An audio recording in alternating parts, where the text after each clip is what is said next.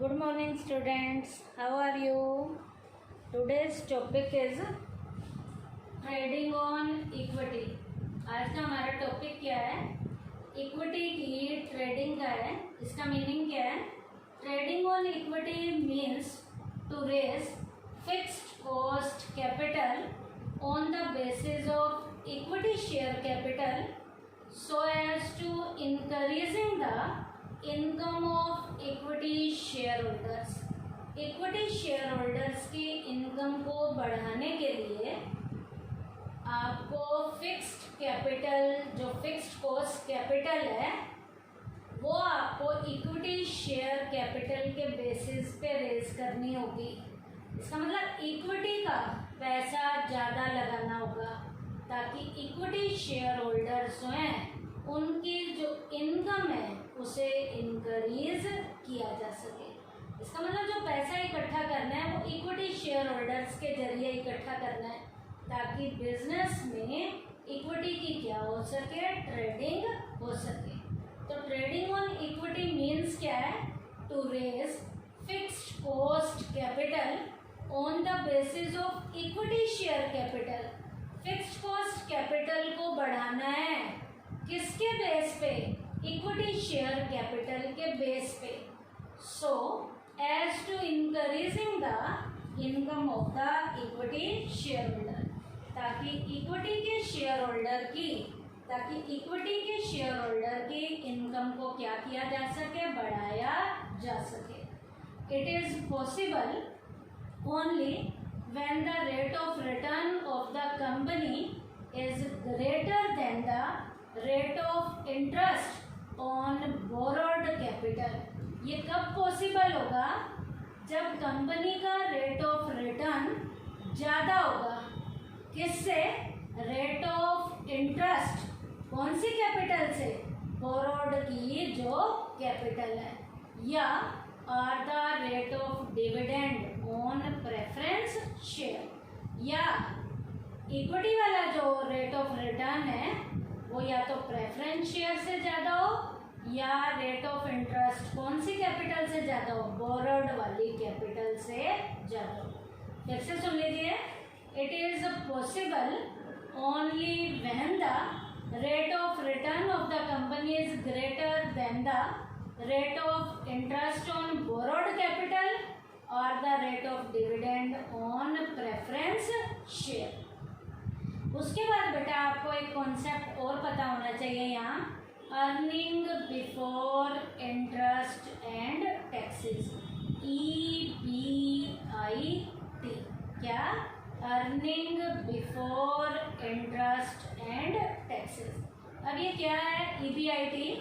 EBIT is that profit of the business from which the payment of interest and tax remains to be deducted. इसका मतलब है बेटा profit में से interest वाली पेमेंट और टैक्स को क्या किया जाता है? डिडक्ट किया जाता है. आपको इंटरेस्ट भी प्रॉफिट में से देना है, टैक्स भी आपको किस में से देना है? प्रॉफिट में से देना है. तो प्रॉफिट में से इंटरेस्ट की पेमेंट और टैक्स को क्या किया जाता है? डिडक्ट किया जाता है. It is also known as the operating profit of the business. इसे बिजनेस के ऑपरेटिंग प्रॉफिट का भी नाम दिया जाता है. इसे बिजनेस के ऑपरेटिंग प्रॉफिट का नाम दिया जाता है. This is an index of the profit earning capacity of the company. ये कंपनी की प्रॉफिट अर्निंग कैपेसिटी का इंडेक्स भी है. क्या? Earning before interest and taxes है. क्या ये? फिर से सुनिए. EBIT is that profit of the business from which the payment of interest and tax remains to be deducted. EBIT क्या है? प्रॉफिट का एक ऐसा हिस्सा है जिसमें से इंटरेस्ट की पेमेंट और टैक्स की पेमेंट को डिडक्ट किया जाता है. इसे क्या कहा जाता है? It is also known as the operating profit of the business. इसे बिजनेस के ऑपरेटिंग प्रॉफिट का नाम भी दिया जाता है. This is an index. ये इंडेक्स है क्या, of the profit earning capacity of the business. ये बिजनेस की प्रॉफिट अर्निंग की कैपेसिटी का क्या है, एक इंडेक्स है। यहाँ एग्जांपल दे सकते हो, EBIT in case of 2 companies in ₹8 crore and 10 crore respectively, while they are earning after interest and taxes 5 crore and 4 crore respectively. It can be said that on the basis of EBIT, the second company has a more profit earning capacity. उसके बाद अगला topic है earning per share क्या है, EPS क्या है। After the deduction of the interest and tax respectively out of EBIT में से इंटरेस्ट और टैक्स को डिडक्ट करने के बाद the balance left is known EBIT में से इंटरेस्ट को और जो टैक्स को माइनस कर दिया जाता है, तो जो बैलेंस बचता है उसे EAIT का नाम देते हैं। अब आगे क्या है, it is also known as EAT, इसे EAT का भी नाम देते हैं because the interest is paid before the payment of tax. Interest जो है, इंटरेस्ट क्या किया जाता है, पे कब किया जाता है, टैक्स की पेमेंट से पहले इंटरेस्ट पे किया जाता है। First of all preference dividend is deducted from EAT। सबसे पहले EAT में से प्रेफरेंस डिविडेंड को डिडक्ट करते हैं। In this way the amount available is called earning available for equity share holders. इस तरीके से जो अमाउंट हमें मिलता है उसे जो है इक्विटी शेयर होल्डर की अर्निंग के रूप में लिया जाता है। और ये EPS हम निकालते कैसे हैं, earning available for equity share holders upon में नंबर ऑफ इक्विटी शेयर्स। क्या EPS कैसे निकालना है, earning per share, earning available for equity share holders upon में नंबर ऑफ इक्विटी शेयर्स। तो ये EPS है, क्या, अर्निंग पर शेयर। अब बेटा एक एनालिसिस भी आपको पता होना चाहिए ट्रेडिंग ऑन इक्विटी में। EBIT का EPS के साथ एनालिसिस कैसे करते हैं। With the help of this analysis it can be found out as to what will be the effect of various combinations of long term financial sources.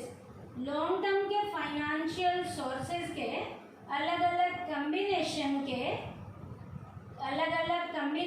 के क्या effect आते हैं, ये EBIT EPS एनालिसिस से हमें पता चल जाते हैं। On the EPS at a certain EBIT level, यहाँ पर EPS को EBIT लेवल पे हम देखते हैं। और EBIT लेवल पे हम कैसे देखते हैं, EBIT लेवल पे देखने के लिए हमें बेटा यहाँ कुछ फार्मूले पता होने चाहिए। EPS के बारे में पता होना चाहिए, ROI के बारे में पता होना चाहिए, और EBIT का EPS के साथ एनालिसिस कैसे करते हैं वो हमें आना चाहिए। EPS हम कैसे निकालते हैं, EAT अपॉन में नंबर ऑफ इक्विटी शेयर।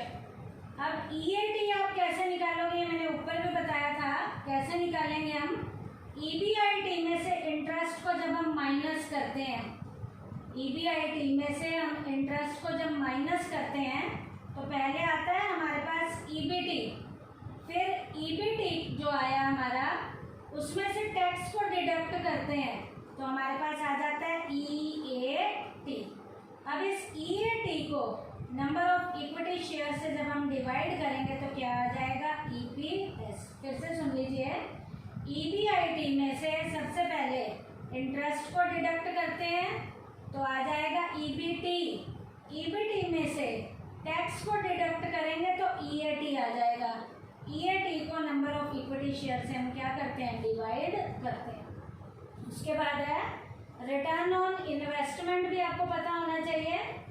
इसका फार्मूला है EBIT upon total investment. EBIT आपके पास दी होती है, टोटल इन्वेस्टमेंट से उसको डिवाइड किया जाएगा तो क्या आ जाएगा, आरओआई आ जाएगा। अब बेटा ये ईएटी निकालने का फार्मूला मैंने यहाँ भी लिखा हुआ है। ईबीआईटी में से इंटरेस्ट को माइनस करेंगे तो ईबीटी आ जाएगा, ईबीटी में से टैक्स को माइनस करेंगे तो ईएटी आ जाएगा, ईएटी को नंबर ऑफ इक्विटी शेयर से डिवाइड करोगे तो क्या आ जाएगा, ईपीएस आ जाएगा। अब बेटा ईबीआईटी का ईपीएस के साथ जब आप एनालिसिस करते हो तो आपको दो चीज़ें सबसे पहले पता होनी चाहिए। क्या, वो मैं दोबारा से बता देती हूँ। ईबीआईटी में से इंटरेस्ट को माइनस किया जाता है तो ईबीटी आ जाता है, ईबीटी में से टैक्स को डिडक्ट किया जाता है तो ईएटी आ जाता है। ईएटी को नंबर ऑफ इक्विटी शेयर से डिवाइड करेंगे तो क्या आएगा, ईपीएस आएगा। उसके बाद बेटा इसका सिग्निफिकेंस क्या है ट्रेडिंग ऑन इक्विटी का, ट्रेडिंग ऑन इक्विटी का सिग्निफिकेंस क्या है, significance on trading on equity क्या है, lies in fact that if the company is earning more profit, यदि कंपनी ज़्यादा से ज़्यादा प्रॉफिट अर्न कर रही है then it can increase the earning of the equity share holder. तो यहाँ पर जब प्रॉफिट ज़्यादा अर्न कर रही है तो इक्विटी शेयर होल्डर्स की अर्निंग यहाँ पर इंक्रीज हो जाती है। कैसे, by making use of the fixed cost capital, क्योंकि कंपनी फिक्स्ड कॉस्ट कैपिटल का बढ़िया से बढ़िया तरीके से क्या करती है, यूज करती है। तो ये तो था significance of trading on equity. उसके बाद है लिमिटेशंस क्या है ट्रेडिंग ऑन इक्विटी की। इसका मतलब ये ट्रेडिंग ऑन इक्विटी एडवांटेजियस किन किन कंडीशन में होती है। The process of trading on equity is advantageous only in the following category. क्या क्या, first when the company has regular earning, जब कंपनी की अर्निंग रेगुलर हो रही होती है। दूसरा, when the earning of the company are higher than the rate of interest, जब कंपनी की अर्निंग जो है रेट ऑफ इंटरेस्ट से ज़्यादा है, रेट ऑफ इंटरेस्ट से ज़्यादा है। कौन से रेट ऑफ इंटरेस्ट से, जो डेब्ट कैपिटल पे दिया जाता है या डिविडेंड ऑन प्रेफरेंस शेयर, या जो डिविडेंड जो प्रेफरेंस शेयर पे दिया जाता है उससे भी जब अर्निंग कंपनी की क्या है, ज़्यादा है। क्या, when the earning of the company are higher than the rate of interest on डेब्ट और dividend on preference share. Third, when the company has sufficient fixed assets to offer as securities to the lender, जब company के पास fixed assets हद से ज़्यादा हैं ताकि लेंडर्स को सिक्योरिटी क्या की जा सके, ऑफर की जा सके। तो ये तीन कंडीशन हैं जब इक्विटी की ट्रेडिंग जो है एडवांटेजियस हो सकती है। Trading on equity is advantageous in some categories. इन्हीं अंडर दी गई जो कैटेगरीज हैं, इन्हीं कैटेगरी में ही इक्विटी की ट्रेडिंग जो है एडवांटेजियस हो सकती है।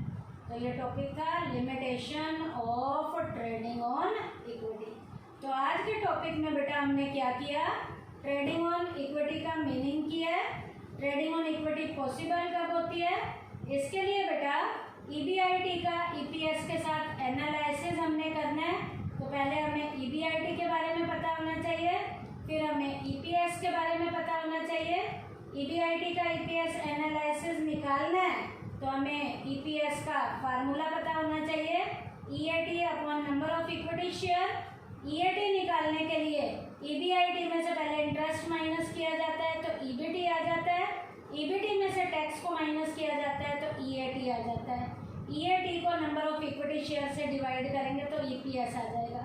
आरओआई निकालने का फार्मूला भी आपको पता होना चाहिए, ईबीआईटी अपॉन टोटल इन्वेस्टमेंट। उसके बाद हमने किया significance of trading on equity और लास्ट हमने किया है limitation of trading on equity.